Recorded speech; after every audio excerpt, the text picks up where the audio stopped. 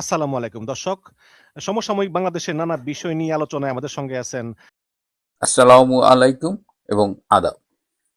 আজকের পর্ব শুরু করবার আগে একটি সুসংবাদ দিতে চাই। আজকে বাংলাদেশের বিদ্যুৎ উৎপাদনের ইতিহাসের একটি অন্যতম উজ্জ্বল দিন। আজকে রূপপুর পারমাণবিক বিদ্যুৎ কেন্দ্রে প্রথম জ্বালানি লোডিং শুরু হবে। এর মধ্য দিয়ে বাংলাদেশ আনুষ্ঠানিকভাবে পারমাণবিক বিদ্যুৎ উৎপাদনের নতুন অধ্যায়ে প্রবেশ করলো এবং সবকিছু ঠিকঠাক থাকলে আশা করা যায় যে আগামী আগস্ট মাস থেকে বাংলাদেশের এই রূপপুরের পারমাণবিক বিদ্যুৎ কেন্দ্র থেকে উৎপাদিত বিদ্যুৎ জাতীয় গ্রিডে যুক্ত হবে। একটা সময় ছিল যখন এই পারমাণবিক বিদ্যুৎ কেন্দ্র স্থাপন নিয়ে আমাদের যেই তেজ গ্যাস কিসব আছে না, আনু মোহাম্মদ গ্রুপ, দেশ বিরোধী গ্রুপ, তারা তো বিরোধিতা করেছিলই। এমনকি বিএনপিও এই প্ল্যান্টের বিরোধিতা করেছিল। আমার মনে পড়ে যে ডক্টর মঈন খান, তিনি এই পারমাণবিক বিদ্যুৎ প্রকল্পটিকে একটি ভয়ঙ্কর প্রকল্প বলেছিলেন। এই ধরনের উদ্ভট চিন্তাধারা থেকে সরে যান। আজকের দুনিয়াতে নিউক্লিয়ার পাওয়ার নিয়ে আমরা প্রতিষ্ঠা করেছি, এটা নিয়ে বাহাদুরি করার কিছু নাই। এটা একটা বিপজ্জনক, এটা একটা ডেঞ্জারাস। এই ডেঞ্জার থেকে বাংলাদেশকে এই দেশ মুক্তি দিক। কিন্তু নিয়তির এমনই খেলা যে আজকে বাংলাদেশ যখন প্রায় অর্ধেক সময় লোডশেডিং এর অন্ধকারে নিমজ্জিত থাকে, তখন অনেকটা উদ্ধার হিসেবে আসছেন শেখ হাসিনার প্রতিষ্ঠিত এই পারমাণবিক বিদ্যুৎ কেন্দ্রটি। এবং আজকের এই ঐতিহাসিক দিনে আমি আমাদের একাধিকবারের নির্বাচিত প্রধানমন্ত্রী বঙ্গবন্ধু কন্যা শেখ হাসিনাকে ধন্যবাদ জানাচ্ছি, তার প্রতি কৃতজ্ঞতা। যে কথা দিয়ে শুরু করেছিলাম, ডক্টর খলিলুর রহমান, যার আরেক নাম রজার খলিল, যিনি ২০০১ সালে সেই সময়ের তত্ত্বাবধায়ক সরকার বিচারপতি লতিফুর রহমানের নেতৃত্বাধীন সরকারে প্রধান উপদেষ্টা লতিফুর রহমানের কর্মকর্তা ছিলেন এই মিস্টার খলিলুর রহমান। সেখানে একটি ব্যক্তিগত ঝামেলায় জড়িয়ে তিনি বাংলাদেশ ত্যাগ করেন এবং পরবর্তীতে জাতিসংঘের বিভিন্ন সংস্থায় তিনি কাজ করেন। এই কাজ করার মধ্য দিয়ে এক সময় তিনি আমেরিকার ডিপ স্টেটের সাথে ঘনিষ্ঠ হন এবং বাংলাদেশে যে ২০২৪ সালের জুলাই আগস্টের যে জঙ্গি অভ্যুত্থান, যার পোশাকি নাম রেজিম চেঞ্জ, সেই রেজিম চেঞ্জের ডিপ স্টেটের পক্ষ থেকে ডক্টর খলিল ডোনাল্ড লুর সাথে মিলে গুরুত্বপূর্ণ ভূমিকা পালন করেন। অনেকেই ডক্টর খলিলের নাম আমরা ভুলে গিয়েছিলাম, কিন্তু এই ডক্টর ইউনূসের আমলে এসে তিনি আবার লাইমলাইটে চলে আসেন এবং তিনি প্রথমে রোহিঙ্গা বিষয়ক হাই রিপ্রেজেন্টেটিভ ছিলেন ডক্টর ইউনূসের সরকারের। পরবর্তীতে তিনি জাতীয় নিরাপত্তা উপদেষ্টা হিসেবে নিয়োগ লাভ করেন এবং এই জাতীয় নিরাপত্তা উপদেষ্টা হয়ে তিনি আর্মিতে সেই সময়ের principal staff officer lieutenant general Kamrul হাসানের সাথে মিলে আর্মিতে একটা মিনি কু করার চেষ্টা করেন, কিন্তু জেনারেল ওয়াকার খানের বিরোধিতার ফলে তিনি সফল হননি এবং আর্মির ভেতরে তাকে কেন্দ্র করে একটা অসন্তোষ বেড়ে উঠেছিল। কিন্তু রোহিঙ্গাদের যে হাই রিপ্রেজেন্টেটিভ ছিল, এটার জন্য তিনি বেশ কিছু হিডেন এজেন্ডা নিয়ে মাঠে নেমেছিলেন। যেমন রোহিঙ্গাদের বাংলাদেশি পাসপোর্ট দেওয়ার একটা ব্যাপার ছিল, তারপরে রোহিঙ্গা এই মিয়ানমার, বাংলাদেশের পার্বত্য চট্টগ্রাম, ভারতের north east few states, Mizoram, Nagaland, এইসবের মধ্য দিয়ে যে এদের মধ্যে একটা বিচ্ছিন্নতাবাদী আন্দোলনের একটা ধারা প্রবাহমান, এই বিচ্ছিন্নতাবাদী গোষ্ঠীগুলোর সাথেও শোনা যায় যে ডক্টর খলিলের একটা যোগাযোগ রয়েছে।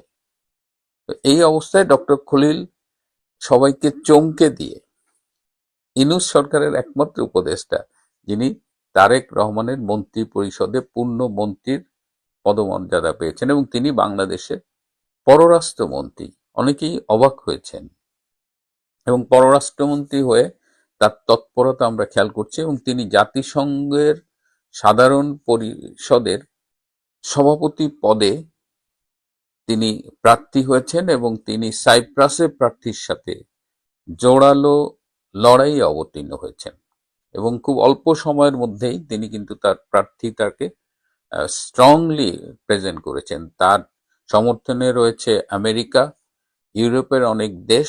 যদিও ইন্ডিয়া আগেই সাইপ্রাসকে সমর্থন দিয়েছে, কিন্তু ইন্ডিয়াকে আমেরিকার পক্ষ থেকে একটা অনুরোধ করা হয়েছে এবং আপনারা দেখেছেন যে মরিশাসে ইন্ডিয়ান ফাউন্ডেশন, যে আরএসএস এর একটা সংগঠন বলা হয়, তারা এই ইন্ডিয়ান ওশানের সিকিউরিটি স্ট্র্যাটেজি নিয়ে একটা কনফারেন্স করেছিল এবং সেখানে একই বিমানে করে ভারতের পররাষ্ট্রমন্ত্রীর সাথে বাংলাদেশের পররাষ্ট্রমন্ত্রী ডক্টর খলিল গিয়েছিলেন এবং তিনি ঘন ঘন তুরস্কে যাচ্ছেন। তিনি আগামী মাসে চীনে যাবেন, অর্থাৎ তিনি জাতিসংঘের এই সাধারণ পরিষদের সভাপতি নির্বাচিত হবার জন্য উঠে পড়ে লেগেছেন এবং তাকে সমর্থন জানিয়েছেন ওপেন সোসাইটি ফাউন্ডেশনের জর্জ সরোস এবং তার প্রতিনিধি দল। তারা বাংলাদেশে এসেও ছিলেন, তারা দেখা করেছেন। এই জর্জ সরোস এবং একটা অংশ, ডিপ স্টেটের একটা অংশ, ডক্টর খলিলের আন্তর্জাতিক ভাবমূর্তি গড়ে তুলবার লক্ষ্যে গত 2-3 মাস ধরে কাজ করছেন। ডক্টর খলিলকে কেন এই ডিপ স্টেট সাধারণ পরিষদের সভাপতি পদে দেখতে চায়, এর পেছনের কাহিনীটা কি? ডক্টর খলিল এই দক্ষিণ এশিয়া এবং দক্ষিণ পূর্ব এশিয়ায় মার্কিন স্বার্থ প্রতিষ্ঠায় কিন্তু নিরলস পরিশ্রম করে যাচ্ছেন এবং যেখানে ডক্টর ইউনূস ফেল করেছেন, ডক্টর ইউনূস কিন্তু দীর্ঘ সময়ের জন্য ক্ষমতা দখল করেছিলেন, অ্যাটলিস্ট 5 বা 10 বছরের জন্য, কিন্তু তিনি এমন টেরিবলি ফেল করেছেন যে তাকে সবাই মিলে সরিয়ে দিতে বাধ্য হয়েছেন এবং আওয়ামী লীগ তো তার পেছনে লেগেই ছিল। বলা যায় যে আওয়ামী লীগের দাবির মুখে, আওয়ামী লীগের কর্মতৎপরতার মুখে ডক্টর ইউনূসকে ব্যর্থতার দায়ভার নিয়ে সরে যেতে হয়েছে। কিন্তু ডক্টর খলিল কিন্তু সেই হিসেবে ব্যর্থ হননি। তিনি যে যে মিশন নিয়ে এসেছেন তিনি সাফল্যের সাথে সেগুলো এগিয়ে নিয়ে যাচ্ছেন। তো এখন কথা উঠছে যে ডক্টর খলিল তো পররাষ্ট্রমন্ত্রী, কিন্তু এমনও শোনা যাচ্ছে যে বাংলাদেশে তারেক রহমান যেভাবে সরকার চালাচ্ছেন তাতে তাকে সফল বলা যাবে না। তিনি জাস্ট ক্ষমতা নিয়েছেন, সেটিও বলে আমরা খুব একটা মানে কমপ্লাসেন্ট হতে পারছি না, এই কারণে যে মর্নিং শোজ দ্য ডে, তিনি দক্ষতা, সক্ষমতা এগুলো দেখাতে পারছেন না। তার যে মেধার পরিচয় ইতিমধ্যে আমরা পেয়েছি সেটিও খুব হতাশাজনক। তো বাংলাদেশে তারেক রহমান কতদিন সরকারের নেতৃত্ব দিতে পারবেন, কতদিন এই সরকার ক্ষমতায় থাকবে? সারা দেশে বিদ্যুৎ পরিস্থিতি, সারের পরিস্থিতি, অভাব, সব মিলিয়ে অনেকেই বলছেন যে একটা দুর্ভিক্ষের পায়ের আওয়াজ পাওয়া যাচ্ছে। তো এরকম চলতে থাকলে তারেক রহমান 5 বছর কমপ্লিট করতে পারবেন কিনা, এমনকি 2 বছর কমপ্লিট করতে পারবেন কিনা, সেই বিষয়ে কিন্তু এদিকে ওদিকে আলোচনা শুরু হয়ে গেছে। এমনও হতে পারে যে তারেক রহমানকে সরিয়ে দিয়ে হয়তো আগামীতে আরেকটি তত্ত্বাবধায়ক সরকার বা অস্বাভাবিক সরকার ক্ষমতায় আসতে পারে, যে সরকারের প্রধান হতে পারে এই ডক্টর খলিল। এটি নিয়ে কিন্তু একটা সম্ভাবনা আছে এবং যা উড়িয়ে দেওয়া যায় না। এদিকে আপনারা নিশ্চয়ই খেয়াল করেছেন যে ডক্টর ইউনূস যে ক্ষমতা থেকে চলে যাওয়ার আগে নিজেই নিজের 12 মাসের সিকিউরিটি এনশিওর করেছিলেন যে তাকে এসএসএফ সিকিউরিটি দিবে, কিন্তু সম্প্রতি আমরা দেখলাম যে তারেক রহমানের সরকার এই 12 মাস কেটে 6 মাস করেছে। এই 6 মাস এর এই যে অর্ডারটা হয়েছে, এই অর্ডারটাকে চেঞ্জ করে আবার 12 মাসে রাখার জন্য ইউনূস সেন্টারের পক্ষ থেকে ডক্টর খলিলের সাথে যোগাযোগ করা হয়েছিল, কিন্তু ডক্টর খলিল বলেছেন এ ব্যাপারে তার কিছু করার নেই। এদিকে ডক্টর ইউনূসের যে 12 মাস থেকে 6 মাস সিকিউরিটি কাটা হয়েছে, এটা নিয়েও কিন্তু অনেক কিছু শোনা যাচ্ছে। কেউ বলছে যে 6 মাস পরেই ডক্টর ইউনূস রাষ্ট্রপতি হবেন, এই কারণে তার আর পরের 6 মাস এসএসএফ সিকিউরিটি নাই, তখন রাষ্ট্রপতি হিসেবে তিনি তো তার ডিফারেন্ট সিকিউরিটি পাবেন। এটা নিয়ে যখন কথা, তখন 2-3 দিন আগে ডক্টর ইউনূসের সাথে বাংলাদেশের জাতিসংঘের আবাসিক প্রতিনিধি এবং বাংলাদেশের মার্কিন রাষ্ট্রদূত এই দুজন দেখা করেন এবং এই সাক্ষাৎ নিয়েও অনেক কথাবার্তা হচ্ছে। বলছে যে এরা কেন দেখা করলেন, এরা কি তাহলে ডক্টর ইউনূসকে জাতিসংঘের মহাসচিব পদে প্রার্থী করার জন্য আলাপ করতে গিয়েছিলেন, ডক্টর ইউনূসকে বাংলাদেশের রাষ্ট্রপতি করতে কথা বলতে গিয়েছিলেন? আমরা এটা নিয়ে খোঁজ নিয়ে জেনেছি এসবের কিছুই না। বেসিক্যালি ডক্টর ইউনূস অনেকদিন ধরেই বলছিলেন যে যোগাযোগ নাই, কথা নাই এই মার্কিন রাষ্ট্রদূত এবং জাতিসংঘের স্থানীয় আহ, যিনি প্রতিনিধি তাদের সাথে দেখা করার জন্য অনেকদিন ধরেই চেষ্টা করছিলেন এবং বেসিক্যালি ডক্টর ইউনূস চাচ্ছিলেন তাদের সাথে দেখা করে তিনি বলবেন যে তার আমলে পাশ করা যে অধ্যাদেশগুলো হয়েছে সেই অধ্যাদেশগুলো যেন তারেক রহমানের সরকার গ্রহণ করে এবং আরো কিছু তার তদবির ছিল, কিন্তু তারা সময় করে উঠতে পারেনি। তারা যখন দেখা করছে তখন অধ্যাদেশগুলোর ব্যাপারে সংসদে সিদ্ধান্ত হয়ে গেছে এবং ফলে দেখা গেছে যে এটা আসলে একটা স্রেফ সৌজন্য সাক্ষাতে পরিণত হয়েছিল। সুতরাং এটা নিয়ে আহ, মানে অনেক বেশি আকাশ কুসুম কল্পনা করবার অবকাশ নেই। ডক্টর ইউনূসের সুদিন আসার কোনো সম্ভাবনা আর দেখি না, নইলে ঈদের দিন প্রায় 2.5 ঘন্টা দাঁড়িয়ে থেকে তিনি প্রধানমন্ত্রী তারেক রহমানের সাথে সৌজন্য সাক্ষাৎ করেছেন। মানে তার মতো একজন ভিভিআইপি বলা যায়, সে কেন 2.5 ঘন্টা লাইনে দাঁড়িয়ে থাকে? তো 2.5 ঘন্টা লাইনে দাঁড় করিয়ে রাখার মধ্য দিয়ে তার প্রতি একটা মেসেজ তারেক রহমানের সরকারের কাছ থেকে স্পষ্টভাবে পৌঁছে দেওয়া হয়েছে যে ওইসব মানে দিবা স্বপ্ন দেখে লাভ নেই যে প্রেসিডেন্ট হবে বা আরো ব্লা ব্লা ব্লা। ঢাকায় এখন একটাই প্রশ্ন, পররাষ্ট্রমন্ত্রী খলিলুর রহমানকে নিয়ে চারিদিকে এত গুঞ্জন কেন? অনেকেই প্রশ্ন করছেন তার নজর কি ক্ষমতার শিখরের দিকে, নাকি এটা কেবলই কূটনীতির কোনো নতুন অঙ্ক? আজকের ভিডিওতে আমরা দেখব এই গুঞ্জনের পেছনে আসলে কি আছে, আর কেনই বা হঠাৎ করেই আলোচনার কেন্দ্রে উঠে এলেন খলিলুর রহমান। আসসালামু আলাইকুম, স্বাগত লিডস নিউজে। সম্মানিত দর্শক, মোহাম্মদ খলিলুর রহমান, বাংলাদেশের মানুষ তাকে কি খুব একটা চিনত? ছিলেন মার্কিন মুল্লুকে, এর আগে বাংলাদেশে ছিলেন তত্ত্বাবধায়ক সরকারের এক প্রধান উপদেষ্টার একান্ত সচিব ছিলেন, কিন্তু অনেক বছর পরে হঠাৎ তাকে আলোর নিচে টেনে আনেন, আলোর মধ্যে টেনে আনেন অন্তর্বর্তী সরকারের সাবেক প্রধান উপদেষ্টা ইউনূস। তাকে বানিয়েছিলেন রোহিঙ্গা বিষয়ক হাই রিপ্রেজেন্টেটিভ। কি তিনি রিপ্রেজেন্ট করেছেন তা কেউ জানেন কিনা আমি জানি না। এর মধ্যেই আচমকা হয়ে গেলেন অন্তর্বর্তী সরকারের জাতীয় নিরাপত্তা উপদেষ্টা। এটি নিয়েও অনেক গুঞ্জন হয়েছে। তারপরও আবারও গুঞ্জন। উড়ে এসে জুড়ে বসা মানুষটির ব্যক্তি জীবনের কিছু কেলেঙ্কারিও উঠে এলো এখানে সেখানে সোশ্যাল মিডিয়ায়। নাগরিকত্ব নিয়ে তোলপাড় হলো, তার মার্কিন পাসপোর্টের কপি, নানান নাম্বার এবং নানান তথ্য সোশ্যাল মিডিয়ায় ভাইরাল হলো। এগুলো আমার আলোচনার বিষয়বস্তু নয়, এবং তিনিও এসবে মনোযোগ না দিয়ে ওই সময় মানবিক করিডোর নিয়ে উঠে পড়ে লাগলেন। এটি নিয়ে অনেক কন্টেন্ট আমরা করেছি, দেশে অনেক আলোচনা সমালোচনা হয়েছে। আর যখন তখন এই কাজের ফাঁকে তিনি উড়াল দিতে লাগলেন দেশের বাইরে, কখনো যুক্তরাষ্ট্রে, কখনো কাতারে, কখনো তুরস্কে, কখনো সিঙ্গাপুরে বা চায়নায়। অবশেষে যে মানবিক করিডোরের বিষয়টি, এটি থেমে গেল সেনাপ্রধান জেনারেল ওয়াকারুজ্জামানের হুঙ্কার শোনার পরে। মানবিক করিডোরের বিষয়টি ঠান্ডা হয়ে এসেছে, কিন্তু খলিলুর রহমান যে ছুটতে লাগলেন সেই তীব্র গতির ছোটা থামেনি। এক পর্যায়ে অনেকে বলাবলি করলেন, মনে করলেন ইউনূসের গদি টিকিয়ে রাখার মিশনে নেমেছেন খলিলুর রহমান। যুক্তরাষ্ট্রে যাচ্ছেন, আসছেন, কাতারে সিআইএ এর লোকজনের সঙ্গে বসছেন, কি ষড়যন্ত্র করছেন এগুলোই আলোচনা হতো, কিন্তু সামনে প্রকৃত সত্যটি আসতো না। এক সময় দেখা গেল যে সেনাবাহিনীর সঙ্গে তার বিরোধ স্পষ্ট হয়ে উঠলো। অনেকেই অনেক কথা বলেছে যে তিনি একটি কু করতে চেয়েছিলেন, পাল্টা কু করতে চেয়েছিলেন, নানাবিধ, এবং মেজর জেনারেল বা লেফটেন্যান্ট জেনারেল পদমর্যাদার লোকদের নিয়ে গ্রুপিং লবিং এগুলো এসছে। তারপরে দেখলাম আমরা যে যুক্তরাষ্ট্রের সঙ্গে যে বাণিজ্য চুক্তির আলোচনা হলো, যেটা বাণিজ্য উপদেষ্টা এবং তার টিম নিয়ে হচ্ছিল, সেখানেও তিনি আবার অত্যন্ত গুরুত্বের সঙ্গে জায়গা করে নিলেন, নাম লিখিয়ে নিলেন। যার লম্বা প্রক্রিয়ার পরে আশা নিরাশার দোলাচলে এক পর্যায়ে অবশেষে আরটিএ, রেসিপ্রোকাল ট্রেড এগ্রিমেন্ট, পারস্পরিক বাণিজ্য চুক্তি, এবং এনডিএ, নন ডিসক্লোজার এগ্রিমেন্ট, এইরকম একটি চুক্তি স্বাক্ষরিত হলো। এটি নিয়ে অনেক সমালোচনা হয়েছে বাংলাদেশে।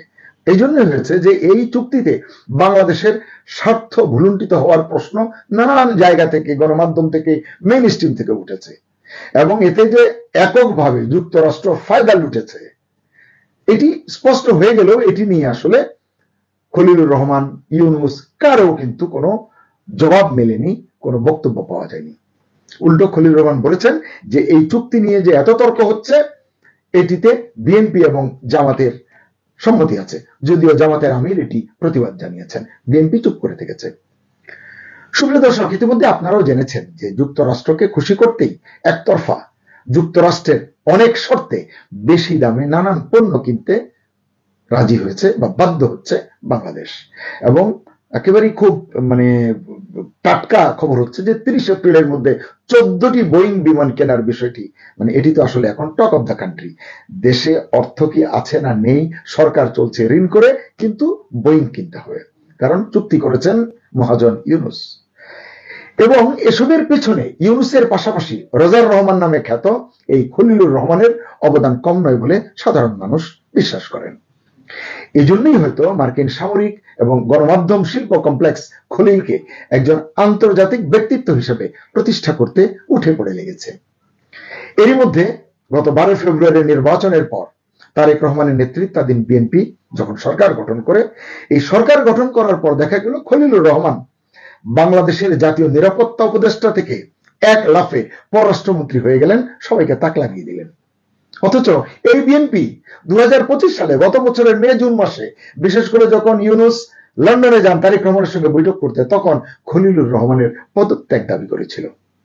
যাই হোক, পররাষ্ট্রমন্ত্রী হয়েও আবার গুঞ্জনের কেন্দ্রবিন্দু হয়ে ওঠেন খলিলুর রহমান। কেউ বলেন ইউনুস তদবির করেই বা শর্ত সাপেক্ষে খলিলকে তারেক রহমানের সরকারে ঢুকিয়ে দিয়েছেন, তারেক নিতে বাধ্য হয়েছেন।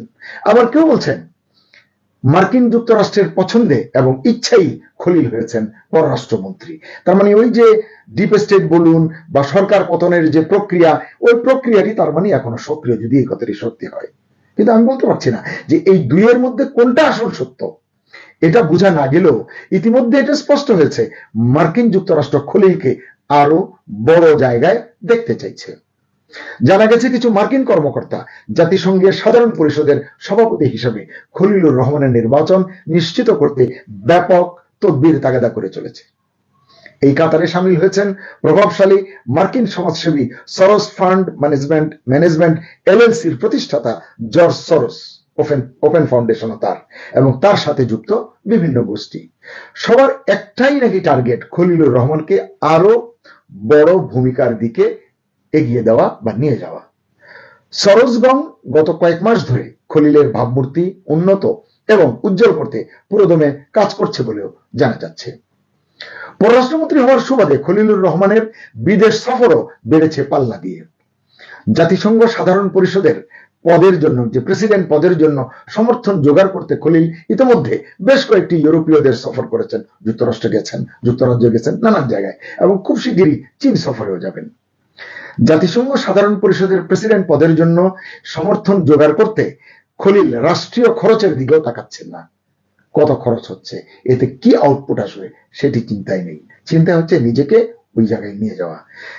জাতিসংঘের সাধারণ পরিষদের সভাপতি হিসেবে খলিলুর রহমানকে ইতিমধ্যে সমর্থন জানিয়েছে যুক্তরাষ্ট্র, যুক্তরাজ্য সহ আরো বেশ কিছু দেশ। তার এই ধারাবাহিক কূটনৈতিক তৎপরতা ইতিমধ্যেই অনেকের নজর কেড়েছে। কারণ এমন সক্রিয়তা সাধারণত দেখা যায় তখনই যখন কেউ আন্তর্জাতিক পর্যায়ে বড় কোনো ভূমিকার জন্য প্রস্তুতি নিতে থাকেন। জাতিসংঘ সাধারণ পরিষদের প্রেসিডেন্ট পদ অত্যন্ত গুরুত্বপূর্ণ একটি মাইলফলক একজন কূটনীতিকের জীবনে, নিঃসন্দেহে। কিন্তু খলিলুর রহমান কি কখনো সেই মাপের কূটনীতিক ছিলেন? এই প্রশ্নের জুৎসই জবাব কিন্তু মেলে না। খলিল সম্প্রতি মার্কিন রাষ্ট্রদূত ব্রেন্ট ক্রিস্টেনসেনের সঙ্গে লম্বা বৈঠক করেছেন ঢাকায় তার দপ্তরে, 2-2.5 ঘন্টা। কিন্তু আলোচ্য বিষয় নিয়ে কেউই মুখ খুলেননি। কি আলোচনা হয়েছে? জানা যায় এই সময় ব্রেন্ট ক্রিস্টেনসেন তাকে অনেক তথ্য দিয়েছেন, যেটি তাদের সম্মিলিত যে পরিকল্পনা তার সঙ্গে সামঞ্জস্যপূর্ণ বা তাদের কাজের আলোচনা। ভারতীয় গণমাধ্যম বলছে দক্ষিণ পূর্ব এশিয়ায় মার্কিন নীতি বাস্তবায়নে খলিলুর রহমান অত্যন্ত গুরুত্বপূর্ণ ভূমিকা পালন করেছেন। তিনিও খলিলও সাবেক মার্কিন পররাষ্ট্র দপ্তরের কর্মকর্তা ডোনাল্ড লুর পাশাপাশি বাংলাদেশে শাসন ব্যবস্থা পরিবর্তনের যে মিশন, সেই মিশনে সহযোগী ছিলেন। দর্শক, এই তথ্য যদি সত্য হয় তাহলে একজন দেশত্যাগী কর্মকর্তার, তিনি লতিফুর রহমানের সময় দেশ থেকে হঠাৎ করে চলে গিয়েছিলেন, একজন দেশত্যাগী কর্মকর্তার হঠাৎ অনেক বছর পর একটি অরাজনৈতিক সরকারে প্রথমে রোহিঙ্গা বিষয়ক হাই রিপ্রেজেন্টেটিভ হওয়া, এরপর হুট করে জাতীয় নিরাপত্তা উপদেষ্টা হওয়া এবং সর্বশেষ একটি রাজনৈতিক সরকারে টেকনোক্রেট কোটায় পররাষ্ট্রমন্ত্রী নিযুক্ত হওয়া, এবং এমন দলে যারা কয়েক মাস আগেও তার পদত্যাগ দাবি করেছিল। এই সবগুলোকে যদি আপনি এক সুতায় গাঁথেন তাহলে কিন্তু প্রশ্ন জাগে, এসব কি তাহলে 24-এর শাসন ব্যবস্থায় সক্রিয় ভূমিকা রাখার পুরস্কার? রোহিঙ্গা বিষয়ক হাই রিপ্রেজেন্টেটিভ হওয়া সত্ত্বেও মিস্টার খলিল রোহিঙ্গাদের জন্য তেমন কিছুই করতে পেরেছেন বলে আমরা জানতে পারি না বা শুনতে পারিনি। ইউনূস প্রতিশ্রুতি দিয়েছিলেন যে রোহিঙ্গাদেরকে এবার যে ঈদ আমরা পার করে এলাম, ঈদ উল ফিতর, তারা তাদের দেশে রাখাইনে গিয়ে ঈদ করবে, কিন্তু না ইউনূস না খলিলুর রহমান একজন রোহিঙ্গাকেও ঈদ করতে রাখাইনে পাঠাতে পারেননি। তবে রোহিঙ্গা মুসলমানদের জন্য বাংলাদেশী নাগরিকত্বের পরিচয় নিশ্চিত করার কাজটি বাস্তবায়ন করতে পেরেছেন খলিলুর রহমান।